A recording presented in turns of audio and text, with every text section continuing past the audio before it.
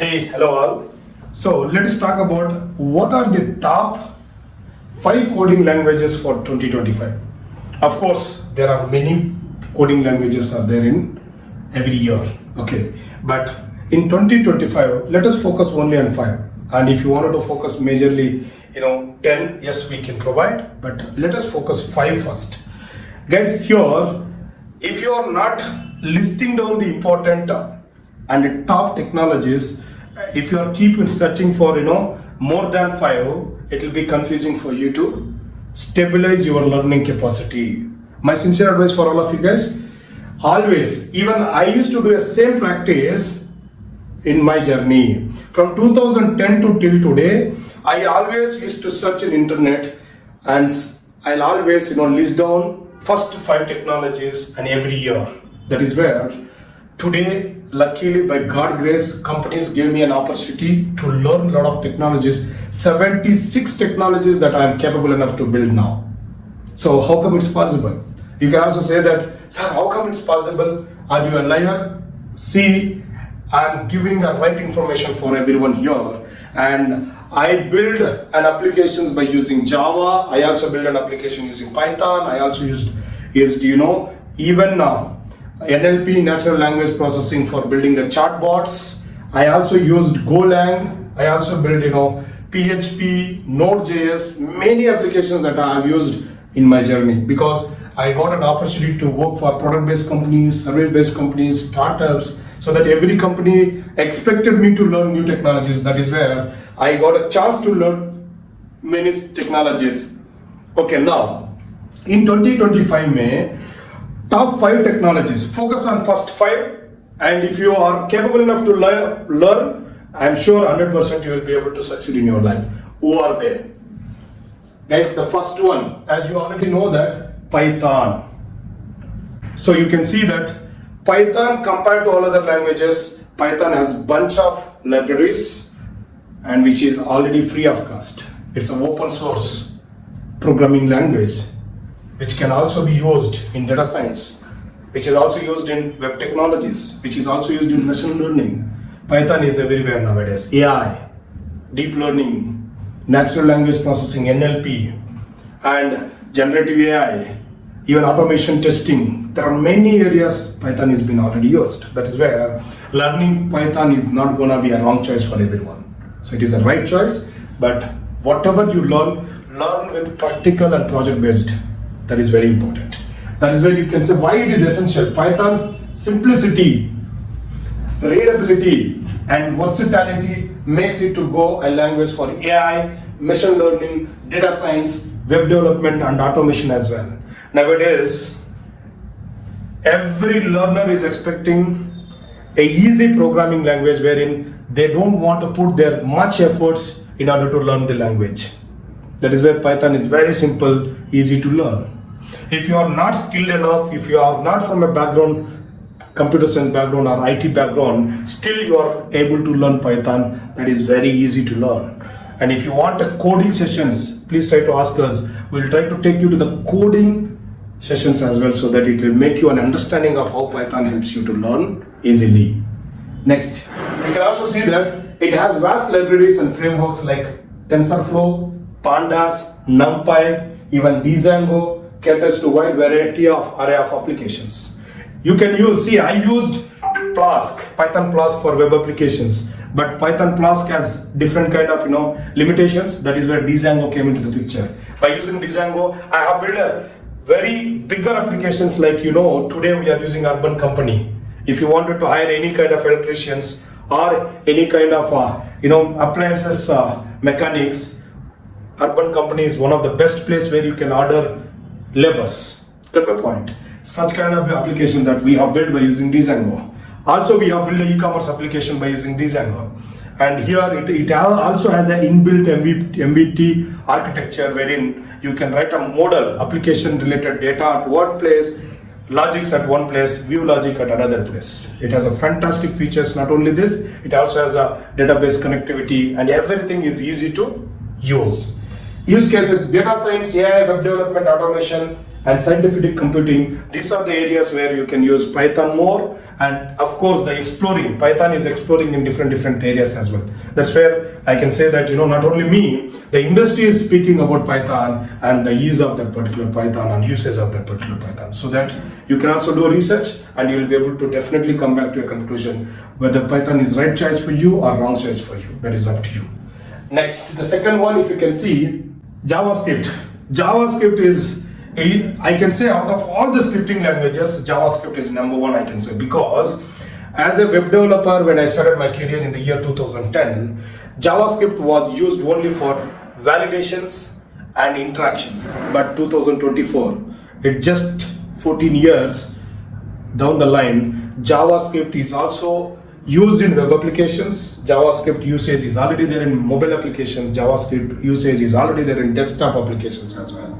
Electron.js, which can be used to build a desktop applications. Now, in the olden days, JavaScript was limited, but now JavaScript is unlimited. Everywhere JavaScript. Without a JavaScript, I'm sure no web application, no mobile application can work, because the interface and interactions and connections between a client and server tie-up can be made by using JavaScript and JavaScript engine. That is where I can say that, JavaScript is the backbone of modern web development.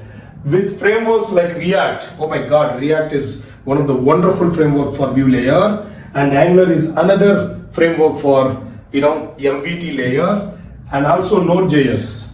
By using Node.js, we can execute JavaScript in server side without a browser. That is where nowadays, even whatever Python can do, JavaScript can also do the same. Whatever Java can do, JavaScript can also do. But there is no comparison for each one of them. Everybody has their own advantages. At the same time, there is a disadvantages as well. But out of all, JavaScript also has it powers both front-end and back-end application, making it viral for full-stack developers. Now, everywhere you know that full-stack developers are highly in demand. For them, JavaScript is one of the essential and mandatory skill. Now, the use cases, web development, we can use JavaScript, mobile application development, React Native, Ionic. There are many other places that we can use JavaScript for building hybrid and mobile applications. And you can also see server-side programming, dynamic web pages can also be built by using Node.js, Express.js, which is also an ecosystem which is built on top of JavaScript.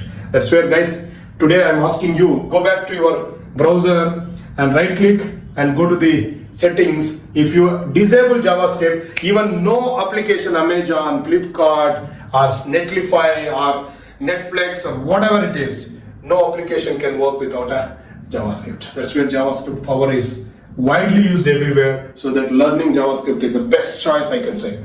So next, Java.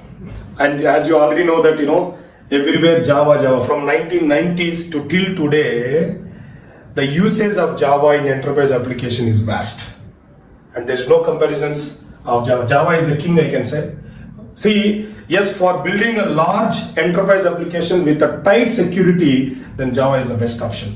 Yes, as you already know, every application demands a certain technologies, but few applications we can build by using any technology, but few applications, they are demanding Java. That's where Java security wise, and yes, learning and maybe a syllabus wise, curriculum wise, as Java has huge curriculum and huge, learning vast experience is required, but still the importance is very, very high. That's why you see the Java remains one of the most in-demand language due to its scalability, performance-wise and robustness. It is widely used in enterprise applications, and also you can see that nowadays we are using everywhere smartphone. That smartphone is built on top of Java, Android applications. Also you see that on large-scale systems, it's write once, run anywhere. That is portable. Guys, it is very, very important. Write once, run any platform. Even Java code can work effectively in Windows operating system. It can also work effectively in Mac operating system. It can also work effectively in Linux operating system. And it can also work effectively in CentOS operating system as well. That's where the tagline of Java is write once, run anywhere. Now see, philosophy makes it essential for cross-platform development. That's called cross-platform. Now in the olden days, when you guys are targeting Windows applications, it might not work well in Mac. But Java is not like that. It can work, it can cope up with any kind of a environment with the ease of its scalability and robustness. And as use cases, you see that enterprise software today, even if you can see, there are many CMS, content management softwares, which is already built on top of Java, and many enterprise applications which is built on top of Java. Even operating system also, JDK, JVM, sometimes you should automatically update them. Why? Because operating system is also built a couple of modules on top of Java. That's where Java usage is there in enterprise application, Android apps, web services, financial applications. Exclusively, when I work for one client ANZ, so there we always used to use Java APIs in order to protect the data. And also because even if you are going for open source technologies like other languages, and we have to have a lot of tight security mechanisms, but if you use Java, it is inbuilt as security mechanism wherein it can also easily create a firewalls and protect our APIs without much efforts. That is where security of Java based applications are even more better than any other applications. That's where majority of the financial based clients like Morgan Stanley or ANZ or maybe SBI or all these companies are going to use Java for their applications to protect. Next, you can also see that Golang, guys.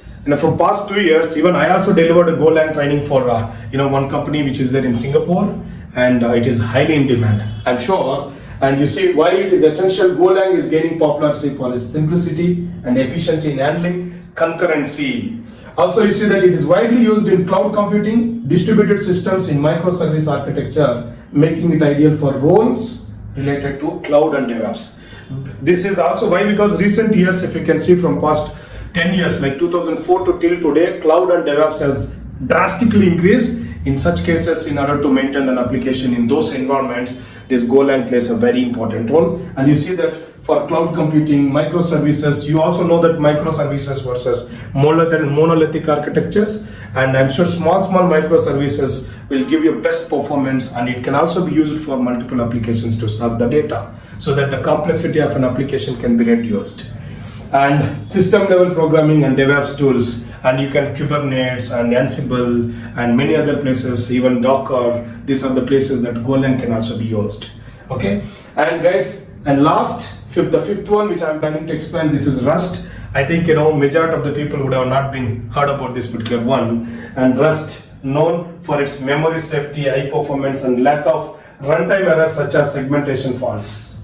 Runtime errors, and you already know that compile time errors can be easily recognized and it can be solvable by the developers, but runtime errors, who is going to stop? Guys, when we are working on applications for runtime errors, we used to run a cron jobs. If the cron job is running midnight of every day, I don't think developers are available to understand what is happening in that particular job. If the job fails, we used to write a error logs. And think about it, how difficult it is. If any job fails, maybe next day we will be able to check the error logs, and again we have to restart our services and we have to correct our services. But in those cases, I think Rust is very, very helpful for such kind of identifying the runtime errors and writing the solutions for that. And also it's becoming increasingly popular for system programming and security critical applications, especially in areas where performance and safety are paramount. Yes, security related applications. If something goes wrong, if you are not able to identify as soon as possible, I'm sure it will be difficult. It is going to be a biggest hit for that application. That is where these kind of programmings are very, very important. And use cases: system programming, embedded system, and gaming development, web assembly, blockchain, cryptocurrency. These are the places where each and every error, because major applications, you never know where exactly your system is going to fail, what kind of errors that are going to get. So that's where such kind of programming, if you want to write, Rust plays a very important role. Guys, everywhere I hope you have heard about Python, you have heard about JavaScript, you are hearing about Java. These three are well known, but even Golang and Rust is also getting into the traction. So that if you wanted to go more and more deeper, and of course I can even provide you even more technologies which are going to boom in 2025, but this 5 is majority, and because by researching in Google and by researching in internet, and we also did a lot of thorough analysis, and we come back to a conclusion of these 5. And if you want any technology information, please try to comment. Definitely we are going to give more information about that language and their statistics. I think this information is very useful for everyone, I guess. And if you like this, and please try to share with your friends and subscribe our channel for more information. Thank you.